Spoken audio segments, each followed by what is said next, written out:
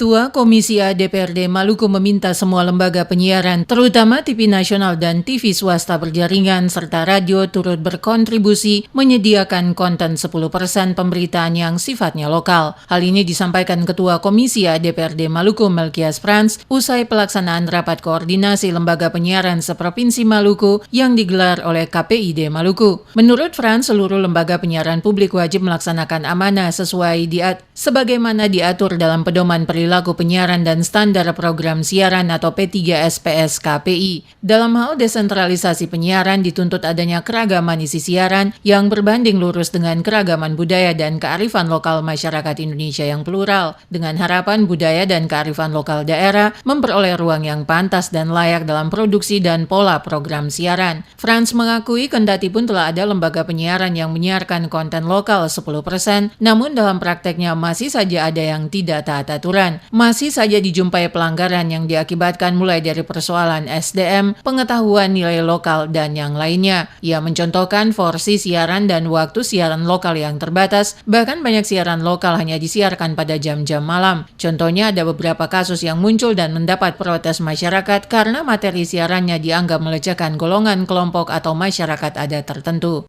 Daerah juga dengan kehadiran ini kan kita masyarakat diuntungkan kan karena ada penciptaan lapangan kerja baru, ada pemberitaan daerah yang juga bisa disiarkan secara nasional kan, tergantung seleksi. Paling tidak TV-TV ini ikut memberitakan tentang ada konten daerah lah, budaya, pariwisata, kemajuan daerah, juga kritik-kritik. Ya, jadi support and control and support sosial bagi pemerintah daerah maupun masyarakatnya. Tapi kalau ada hal-hal yang menarik kan bisa lolos seleksi untuk disiarkan secara nasional. Itu manfaatnya dan karena itu kita lindungi semua. Soal hal-hal yang belum beres nanti kita koordinasikan secara baik.